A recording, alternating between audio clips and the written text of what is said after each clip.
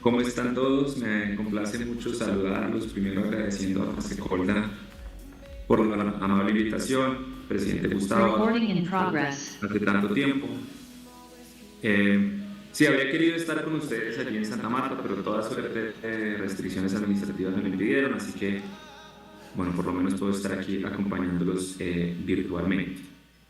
Bueno, muchas Yo gracias quería por estar conectado y vamos a empezar entonces con su intervención sobre los principales cambios propuestos por la reforma y los efectos que tendrá sobre el tema de desigualdad. Bienvenido.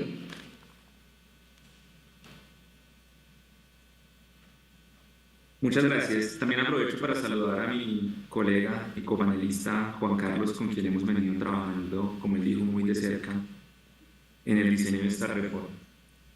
Bueno, comparto con ustedes una presentación sobre el tema en el cual quisiera enfocarme aquí, que es muy en específico el tema del impacto fiscal que tiene este proyecto de reforma al sistema de protección integral a la vejez. Entonces, quiero decir, digamos, y quería como concentrar esta presentación en el análisis de impacto fiscal, porque ha sido quizás uno de los aspectos que más discusión ha generado públicamente, digamos, en las discusiones que hay sobre este proyecto de reforma. Entonces, ustedes saben quizás que hace poco el Ministerio de Hacienda emitió oficialmente un concepto de impacto fiscal. Y ese es el análisis que yo quisiera compartir aquí con ustedes, con claridades adicionales. Entonces, quiero decir,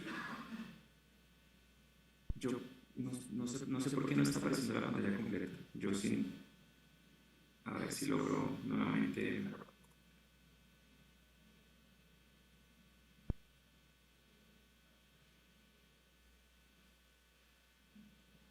Tal vez aquí, listo, perfecto. Creo que así, creo que así se ve bien, ¿confirmas, Carlos?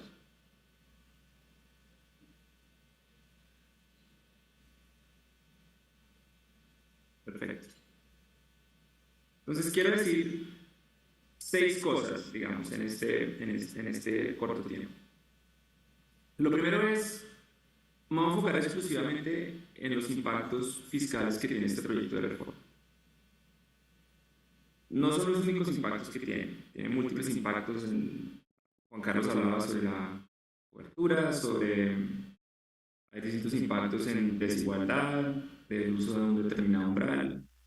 En el caso del pilar solidario es importante, digamos, recordar que el impacto que tendría en términos en términos sociales es sobre todo la práctica erradicación de la pobreza extrema y de la vulnerabilidad en la vejez.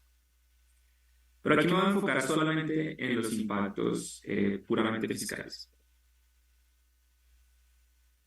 Entonces, el mensaje principal que tengo y el mensaje principal que estaba en el concepto es que este proyecto de reforma se acoge plenamente a las posibilidades financieras de la nación. Y en adelante, cuando hable del proyecto de reforma al sistema de protección integral de la vejez, me estaré refiriendo al texto que fue radicado para segundo debate, para su discusión plenaria en el Congreso. Entonces, este proyecto se acoge, digo, a las posibilidades financieras de la nación en el marco de las decisiones fiscales actuales y en el marco de las decisiones fiscales que proyectamos un horizonte de tiempo suficientemente largo. Y sobre esto voy a estar volviendo a lo largo de la presentación, sobre el horizonte de análisis, que es clave, digamos, en el estudio de los efectos de una reforma como estas que tienen impacto a lo largo de varias décadas. Y en ese sentido, este proyecto de reforma es consistente con lo que se establece en el marco fiscal de mediano plazo, el marco de gasto de mediano plazo, y con lo que prescribe la regla fiscal. Y nosotros, en conjunto con el Ministerio de Trabajo, hemos diseñado el proyecto para que respete esas restricciones. Es decir, el proyecto desde su diseño ha sido concebido para que quepa dentro de las posibilidades financieras de la nación. Y sobre eso voy a elaborar a lo largo de la presentación. En específico, ¿qué impacto tiene el proyecto? Bueno, lo primero es que el único impacto de este proyecto de reforma, el único impacto inmediato y de hecho el único impacto por un periodo largo de tiempo, es el que proviene de su componente no pensional, es decir, del Pilar Solidario. Juan Carlos lo explicó con mucha claridad. Es un programa que consiste en una transferencia a un grupo focalizado de adultos en edad mayor. Y ese es el único componente de la reforma que nos va a generar un impacto fiscal en un horizonte muy, muy largo de tiempo.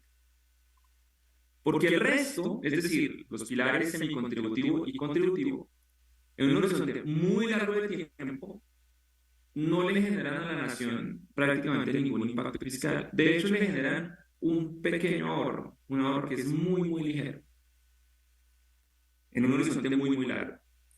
Entonces, el corazón del componente pensional del proyecto, que son los pilares contributivos y semicontributivos, no le generan a la nación ningún impacto fiscal por un horizonte muy largo de tiempo.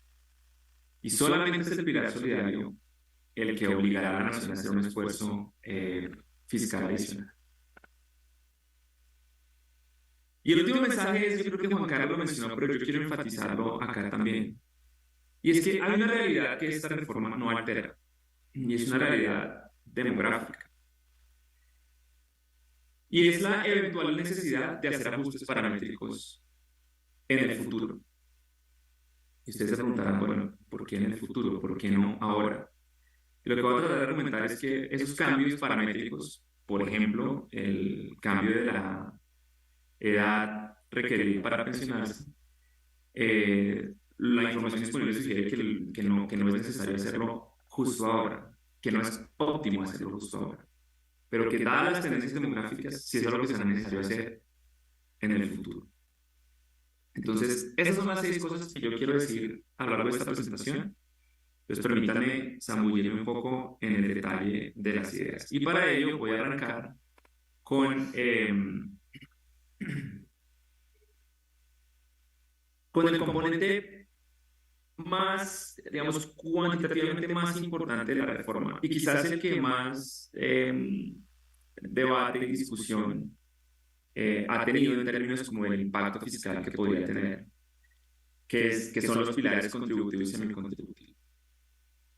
Yo creo que Juan Carlos ya explicó muy bien en qué consiste cada uno de estos pilares y por qué han sido diseñados como, como fueron diseñados y como está en el texto que fue radicado para el segundo debate.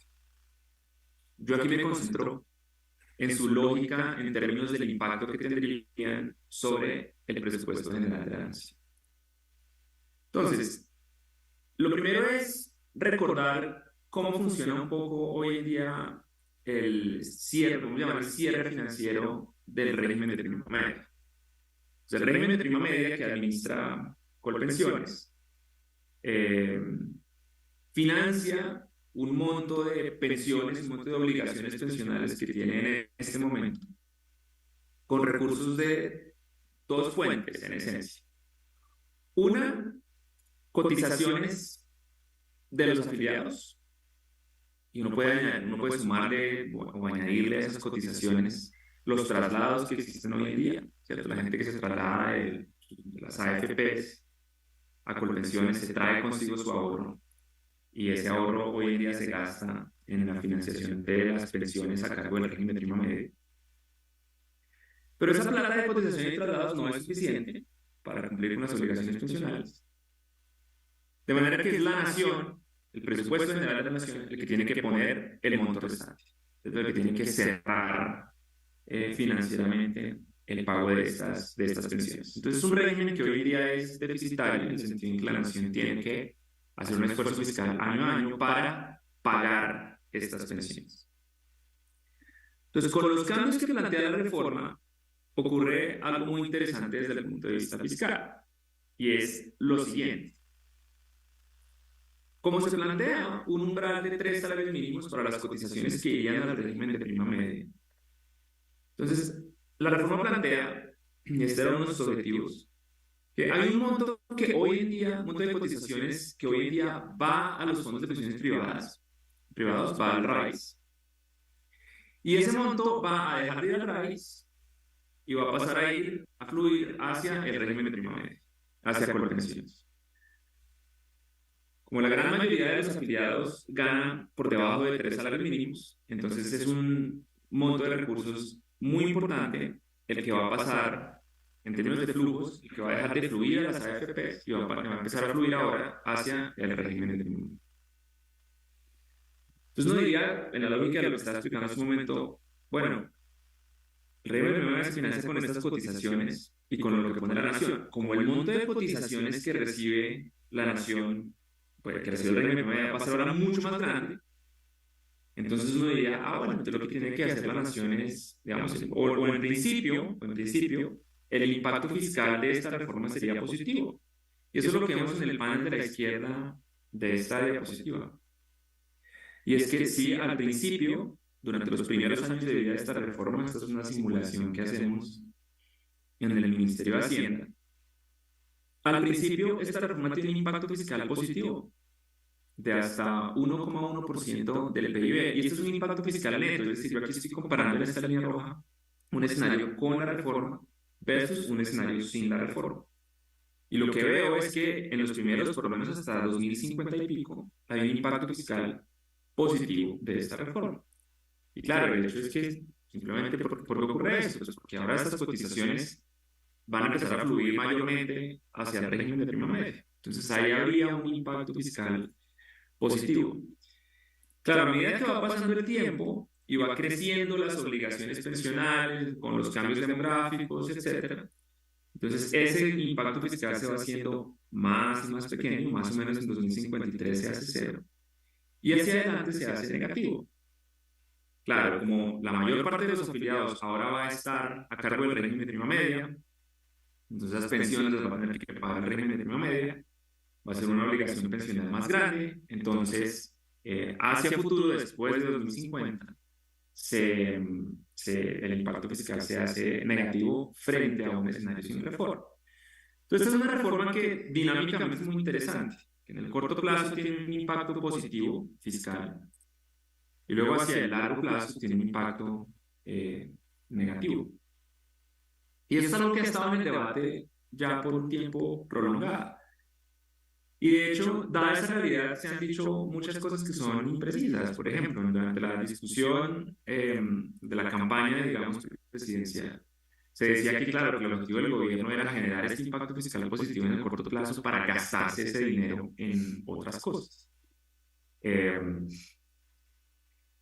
Y eso hizo parte de esas discusiones digamos, y era una idea muy imprecisa. Porque en el diseño de la reforma, precisamente, en conjunto con el Ministerio de Trabajo, nosotros diseñamos esto con mucho cuidado para evitar que estos, digamos, que estos cambios que genera la reforma tuvieran algún impacto, por ejemplo, sobre el ahorro nacional o sobre el mercado de capitales. O sea, a nosotros nos preocupó muy desde el principio que en caso de que este impacto fiscal positivo de corto plazo se gastara, que esos recursos adicionales se gastaran en otros rubros del presupuesto general de la nación, pues nosotros sabíamos que eso iba a afectar el ahorro nacional y por tanto el mercado de capitales. Entonces, en conjunto con el Ministerio de Trabajo, diseñamos una de las características que yo personalmente más valoro de esta reforma pensional, y es el Fondo de Ahorro Público, el Fondo de Ahorro del Pilar Contributivo, que conceptualmente lo que dice es lo siguiente, está en el artículo 24 del proyecto, y digamos, un artículo que redactar fue un reto porque digamos, digamos, un desafío redactar exactamente como los números que uno necesita para que esto se dé. Pero la idea es la siguiente, la idea es, como les digo, hay un impacto fiscal positivo de aquí a 2050 y pico. La idea es que todo ese impacto fiscal positivo se ahorre. Esa es en esencia la idea que tuvo el gobierno. Entonces se había dicho que ese impacto fiscal positivo por otro lado era para gastarse, ¿no? De ninguna manera. El gobierno lo que plantea es que sí hay un impacto fiscal positivo al principio, pero ese impacto fiscal positivo se lo va a ahorrar completamente. Entonces, el régimen de prima media seguirá funcionando casi que como funciona hoy en día. Recibe unas cotizaciones, unos traslados, la nación tendrá que seguir poniendo el mismo dinero. Y todas las nuevas cotizaciones que vienen, ese impacto fiscal positivo que viene de las cotizaciones que ahora van a entrar al régimen de prima media provenientes del RAIS, esos recursos extra en su totalidad se van a ahorrar. Entonces, ¿Cuál es el impacto fiscal al final del día? Ninguno. Y eso lo vemos en el panel de la derecha, donde está el impacto fiscal neto, pero con el fondo de ahorro. Entonces aquí pongo tres líneas. La primera es la línea azul, que es el esfuerzo fiscal que la nación tendría que hacer en el régimen de primera medida sin reforma. Es nuestro escenario base, la línea azul. Y luego está la línea roja, que es el esfuerzo fiscal con reforma. Entonces, fíjense que la diferencia entre la línea roja y la línea azul es precisamente lo que tenemos a la izquierda, el impacto fiscal de la reforma. Y luego en amarillo tengo una simulación de cuál es el esfuerzo fiscal de la nación con el fondo de ahorro. Y fíjense que el amarillo no se pega exactamente porque eso es un reto escribir una ley, no podemos escribir en un proyecto de ley que se pega a la línea azul, eso hay que escribirlo de otra forma. Por eso nos queda una línea que es virtualmente la misma que la amarilla hasta 2070. Ya elaboraré sobre 2070. Pero entonces el punto es que de aquí a 2070, con el fondo de ahorro, el esfuerzo que la nación tiene que hacer en el pilar contributivo y semicontributivo es el mismo que haría en ausencia de reforma.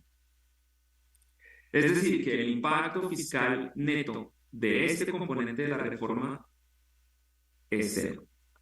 Y eso es lo que hemos venido diciendo reiteradamente en diferentes escenarios y lo que dijimos en el aval fiscal. Ustedes quizás han escuchado al ministro decir a 2070 los pilares contributivos y semicontributivos generan ahorro. Sí, si uno va hasta 2070, la distancia entre la línea amarilla y la línea azul, o sea, la línea amarilla es la reforma con fondo de ahorro y la línea azul es sin reforma. Esa distancia termina al final siendo levemente positiva para la nación. O sea, le genera un ahorro a la nación. Y en esto incluye, por supuesto, los rendimientos mismos que va a generar ese fondo de ahorro. Hay una discusión grande, en un paréntesis, sobre cuál va a ser la gobernanza de ese fondo de ahorro. Y bueno, el Congreso dará una discusión, el gobierno tiene toda la intención de que la gobernanza de ese fondo sea lo más robusta posible para enfrentar no solamente diferentes choques en el futuro, sino también, naturalmente, las tensiones políticas y de consistencia dinámica, por ejemplo así, de los gobiernos futuros de cara a este fondo. Entonces, entre más blindado que eso, el gobierno más tranquilo va a estar. En ese sentido, está alineado con preocupaciones que se han manifestado públicamente en varios foros. Entonces, ¿qué pasa en 2070? Entonces, venimos en la línea amarilla, que es el esfuerzo fiscal que la nación va a tener que hacer en el régimen de primera medida. Hasta 2070 es un esfuerzo prácticamente el mismo que un escenario sin reforma. ¿Y qué pasa en 2070? Eso lo alcanzó a mencionar Juan Carlos, el fondo de ahorro se agota. Es decir, ese ahorro fiscal que tenemos al principio, ese ahorro que hacemos hasta 2050, esos recursos van a entrar a un fondo. Ese fondo tiene unos rendimientos, pero luego se usa para pagar pensiones. Y en el 2070, de acuerdo con nuestra simulación, ese fondo de ahorro se agota. Entonces, como se agota, entonces la nación en el 2070 tendría que hacer un esfuerzo fiscal mucho más grande, igual a la línea roja, porque ya no hay fondo de ahorro, para poder seguir cumpliendo con el pago de las pensiones. Entonces, allí se va a hacer un incremento fuerte del esfuerzo fiscal. Y sobre eso me voy a detener más adelante, pero quiero hablar en específico sobre eso, que es algo sobre lo cual se ha manifestado preocupación en muchos lugares, y es, esta reforma en 2070 tiene un incremento en el esfuerzo fiscal. Sí, pero eso no implica de ninguna manera que no es una reforma consistente con las posibilidades financieras de la nación, por una lógica que Juan Carlos explicó ahora y yo también voy a tratar de elaborar en un momento. Entonces, mensajes aquí de esta reforma de aquí a 2070 no genera ningún impacto fiscal, un ligero ahorro en lo que tiene que ver con el pilar contributivo y semicontributivo. Y en 2070 algo pasa, sobre lo cual me voy a detener en un momento. Entonces, eso frente al pilar contributivo y semicontributivo. Impacto fiscal cero de aquí a 2070, o levemente positivo.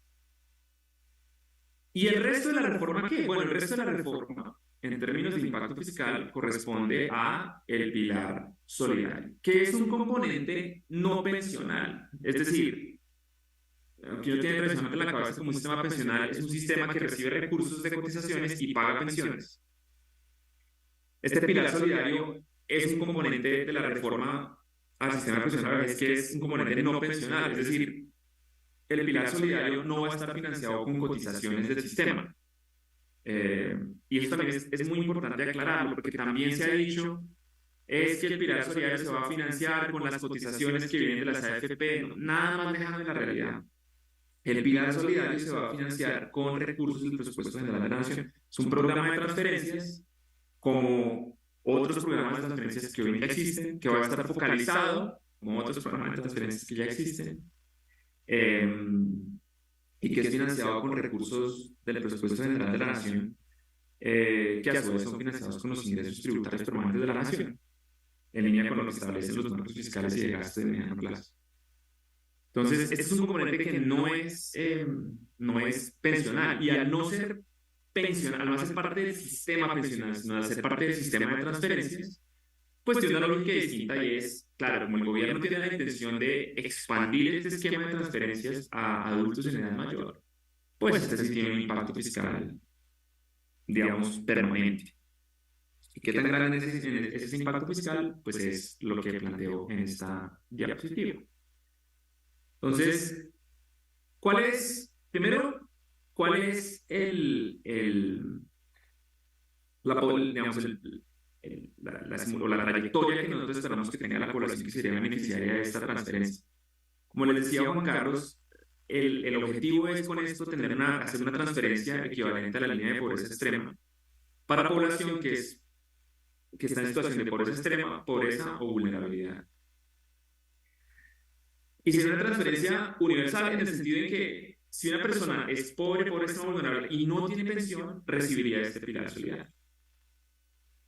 Con eso lo que se garantiza es, eso lo mencioné al principio, pero es importante tenerlo presente, con eso lo que se garantiza es que todas las personas, todas, al llegar a la edad de vejez, al llegar a la edad requerida, digamos, de acuerdo con el proyecto de reforma, va a recibir un ingreso que por lo menos alcanza para superar la pobreza extrema.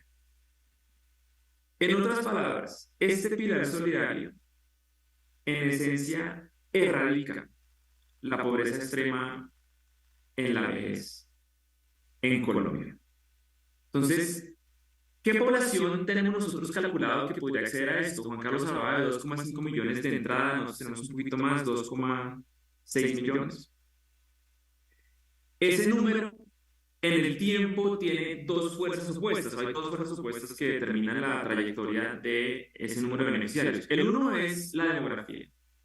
Entonces, como sociedad nos vamos haciendo más longevos, entonces hay un número mayor de adultos en edad mayor que podrían estar sujetos a esta transferencia. Entonces, una fuerza que lo empuja hacia arriba. Pero otra fuerza que lo empuja hacia abajo, y es que con el tiempo la tasa de pobreza tiende a reducirse. Esa es una tendencia de largo plazo que se ha presentado en Colombia y en la mayoría de países del mundo.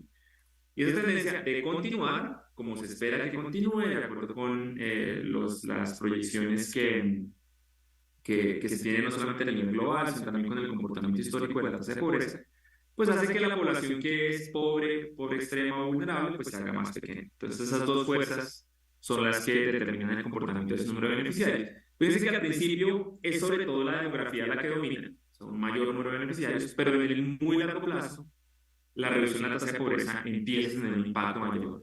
Y por tanto, eventualmente, después de llegar a casi 5 millones de beneficiarios por allá en 2070, hacia 2100 se va a reducir el número de beneficiarios de esta transferencia. ¿Cuánto vale eso? Si uno simplemente multiplica esos beneficiarios por el monto de la transferencia, por el monto de la línea de pobreza extrema a la que se refería Juan Carlos, nos da, digamos, y le resta eso el esfuerzo que la nación ya hace hoy en día en el programa de Colombia Mayor, nos da que la nación tendría que hacer un esfuerzo adicional de 0,36% del PIB, que son 6,3 billones de pesos, que es la barra azul del lado derecho. Y a medida que pasa el tiempo, ese monto se va a ir reduciendo en la medida en que la línea de pobreza crece a una tasa más pequeña que el PIB nominal. Entonces, ese monto destinado a ese esfuerzo fiscal se va a ir reduciendo en el tiempo hasta el 2100 llegar a menos de 0,07 del PIB. Ahora, dentro de la reforma también se plantea que aquellos afiliados de más ingresos van a hacer una cotización al Fondo de Solidaridad Pensional para pagar este pilar solidario. Entonces, en realidad, esto solo la nación es la línea roja, que es 0,3 del PIB del primer año, 5,4 billones, y se va reduciendo en el tiempo. Y estos, para los beneficios que tienen, no es un monto descomunal. Es decir, la erradicación de la pobreza en la edad mayor es algo que está dentro de nuestro alcance y dentro de las posibilidades financieras de la nación. Piensen en ese recaudo como simplemente un cuarto de lo que se recaudó con la última reforma tributaria. Entonces, ahí hay un monto, digamos, que se acoge a las posibilidades financieras de la nación y con el cual se logra un objetivo social muy importante. Entonces, ¿cuál es el impacto total? Si yo sumo el efecto del pilar contributivo y semicontributivo con el del pilar solidario, pues yo tengo un impacto fiscal que es como el que ustedes ven en esta gráfica que resume todo. Entonces, ¿qué se ve aquí? Se ve el impacto fiscal neto total de la reforma. De hecho, el título es impreciso. Yo no hablo de la reforma pensional, yo hablo de la reforma al sistema de protección integral de la base. Entonces, durante los primeros 50 años hasta 2070, el único impacto fiscal que tiene la reforma es el pilar solidario, que es pequeño y cabe plenamente dentro de los límites de gasto que están en el marco fiscal de mediano plazo de 2023. Y luego en 2070 ese impacto fiscal aumenta un montón porque, ustedes ya lo saben, se agota el fondo de ahorro del pilar contributivo y la nación tiene que entrar tendría que entrar con un mayor esfuerzo a, eh, a cumplir con las obligaciones pensionales. Entonces, eso es lo que pasaría en 2070 en ausencia de cambios al sistema pensional, en ausencia de cambios en los parámetros, edades, tasas de reemplazo, etcétera, del componente contributivo y semicontributivo del sistema. Pero entonces, bueno, y esta información también para el debate público se ha presentado de esta forma. Quizás ustedes también han visto estas tablas, han escuchado como el debate que se ha dado alrededor de estas tablas, que presentan lo mismo que presenta la gráfica, pero en términos de valor presente neto. Es decir, sumar esos impactos fiscales a un determinado horizonte y traerlo a valor presente. Eso es más o menos lo que se tiene acá. La tabla de arriba es hasta 2070. Y allí lo que se dice es, mire, sin reforma yo tengo Colombia mayor, tengo un gasto en colpensiones, tengo un total de gasto. Con reforma, ahora tenemos un pilar salario, un pilar semicontributivo y contributivo y un fondo de ahorro que me genera unos rendimientos. Entonces, fíjense que el valor presente neto de colpensiones, sin reforma, que es 60% del PIB, a 2070, con la reforma se reduce a 58,6, que es aquella parte que es del pilar semicontributivo y contributivo. Pues genera ese ahorro. Ahora, ese ahorro se hace más grande cuando uno le suma el 4, que es los rendimientos que genera el fondo de ahorro. El pilar solidario frente a Colombia mayor, claro, que se aumenta, porque el gobierno tiene precisamente esa intención de aumentar las transferencias que hace para erradicar la pobreza en la edad adulta. Entonces, a 2070 se genera un ahorro, a 2100, que es la lógica que venía explicando, que es la tabla que está abajo, pero la tabla que está abajo tiene el título mal, es el valor presente neto a 2100. Allí se ve que el pasivo o el valor presente neto del impacto fiscal de colpensiones es 77,77% del PIB y con la reforma pasaría a 100%. Claro, eso tiene todo que ver con el hecho de que en 2070 aumentaría ese impacto fiscal en ausencia de cambios paramétricos. Y ese tema en el cual yo me quiero detener ahora. Y con esto yo cerraría en los últimos 4 minutos que me quedan. Y es una reflexión sobre el muy largo plazo. Porque ha sido un objeto de gran debate esa gráfica del impacto fiscal, que a 2070 es un impacto fiscal mínimo, solamente proveniente del pilar solidario, y luego en 2060 se agota el fondo de ahorro. Entonces ahí yo voy a plantear, digamos, 4 ideas. La primera es que sí, digamos, los resultados que nosotros tenemos en nuestra simulación sugieren que el fondo de ahorro garantiza que no haya ningún impacto fiscal para la nación de esta reforma hasta el año 2070 y que de ahí en adelante, de no hacerse ningún cambio paramétrico, pues eso incrementaría de forma súbita el esfuerzo fiscal que tendría que hacer la nación. Ahora, como Juan Carlos explicaba, las reformas pensionales, digamos, otra forma de decir lo mismo es, mire, de aquí al largo plazo, de aquí al 2070, es muy difícil saber qué va a pasar. Hay una gran incertidumbre sobre una serie de variables que pueden afectar la posición fiscal de la nación. Pero entre ellas, yo creo que es muy importante decir que va a ser necesario evaluar la presentación de una nueva reforma pensional que aborde los retos fiscales eventuales del futuro. Específico en lo que tiene que ver con el componente de prima media del sistema. Y que responda a, digamos, las perspectivas demográficas, a la evolución del mercado laboral, etc. Es decir, hay una tarea para hacer en el futuro, que es un conjunto de cambios al sistema pensional para enfrentar lo que de acuerdo con esta simulación sucedería si no se hace nada de aquí a 2070. Pero entonces, uno dice, bueno, pero ¿cómo es este análisis fiscal que dice, mira, 2070 puede haber un impacto muy grande? Y aquí viene, digamos, como el tema de lo importante que es tener en cuenta un horizonte. Yo creo que cuando uno hace análisis de impacto fiscal, uno puede decir, no, mira, es que en el año 3350 hay un impacto negativo fiscal. No, yo creo que uno tiene que tener un horizonte razonable de análisis con el cual uno pueda, digamos, de una manera confiable decir, mire, hacia futuro, los cambios que se plantean hoy van a requerir cambios adicionales, y eso está bien. Nadie hace, lo dijo Juan Carlos, una reforma de ninguna clase para siempre. Digamos, eso pretender que una reforma que uno haga hoy en día va a durar 5.000 años, está más allá de cualquier noción razonable de realidad. Y esta reforma tiene una gran cantidad de beneficios para la sociedad colombiana en un horizonte muy largo de tiempo. Pero si plantea, mire, hacia futuro, va a ser necesario, o los cambios que se tengan que hacer hacia futuro tienen que ir en una determinada dirección, porque el ciclo de vida de esta reforma también se agota. Y el ciclo de la reforma en Colombia ha sido muy claro, ¿no? El Instituto de Seguros Sociales se fundó en el 65, ese fue quizás la primera organización de un sistema pensional en Colombia, luego se reformó con la Ley 100, o sea, 28 años después, que se reforma ahora, 30 años después. Es decir, y que seguramente de aquí a 2070, quizás de aquí a 30 años, eventualmente se hará una reforma distinta.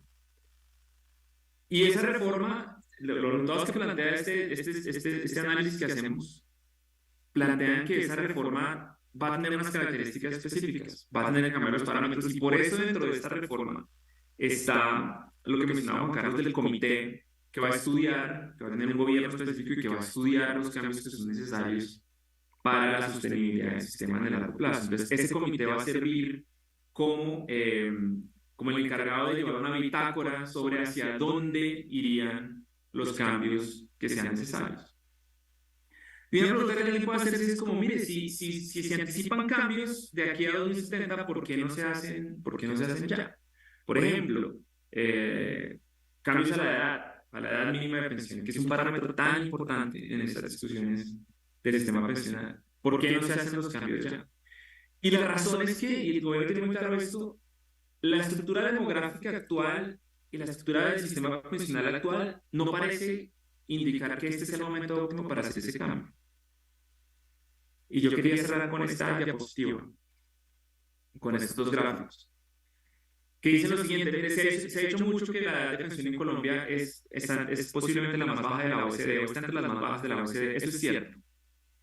Los países tienden a estar más por el lado de 65, etcétera, o algo entre 62 y 65, y Colombia tiene una edad de pensión que es baja. Pero mirar la edad de pensión, solamente la edad de pensión, es incorrecto, es impreciso y lleva a conclusiones de política que son inadecuadas. Porque lo que uno tiene que ver es cuánto tiempo en realidad se disfruta la pensión como porcentaje, si se quiere, de todo el horizonte de vida. Es decir, es más preciso comparar Es más preciso primero estudiar lo que aparece aquí en el panel de la derecha, que es la esperanza de vida a la edad de pensión. Es decir, al momento de pensionarse, ¿cuánto se espera que la gente viva? Que es diferente a la esperanza de vida al nacer, por supuesto, y ustedes conocen eso muy bien. Y la esperanza de vida a la edad de pensión, que es distinta entre países, pero en Colombia la edad de pensión es distinta naturalmente. En Colombia la esperanza de vida a la edad de pensión no es muy alta. En términos, en la OECD ni siquiera está en el promedio, está por debajo del promedio. Es decir, frente a la OECD, los colombianos disfrutan menos años la pensión porque tienen una menor esperanza de vida al momento de pensionarse. Y si uno, digamos, saca eso como porcentaje del horizonte completo de vida, que es lo que está a la izquierda, la esperanza de vida al nacer, que en Colombia tampoco es particularmente alta frente al resto de la OECD. Pues si uno saca la razón entre esas dos, pues le da que Colombia no es que tenga un periodo de disfrute de pensión muy largo en comparación con todo el horizonte de vida de las personas. Entonces, lo relevante no es la edad de pensión, lo relevante es qué tanto se disfruta la pensión como porcentaje del horizonte completo de vida. Y en Colombia eso no parece ser descomunalmente alto, al menos cuando lo compara frente al resto de la OECD. Entonces, hoy en día yo no prescribiría un aumento en las edades por esta razón. Reduciría mucho el horizonte de disfrute de la pensión para los colombianos. Pero yo sí sé, porque estas son tendencias demográficas que ocurren en todo el mundo, que la esperanza de vida de la pensión va a tender a aumentar hacia futuro. Y por tanto, eventualmente, y eso recaerá sobre generaciones futuras, sobre el comité del que hablamos, estudiar en qué momento se hace necesario establecer un incremento de estas edades, que seguramente será gradual en el momento en que llegue, pero no parece ser este el momento de hacerlo. Entonces, yo con eso cierro, nuevamente agradeciendo a todo el equipo de Fasecola por esta amable invitación y por esta oportunidad de compartir con ustedes estas ideas sobre el análisis que hemos hecho en el Ministerio de Hacienda de esta reforma pensional.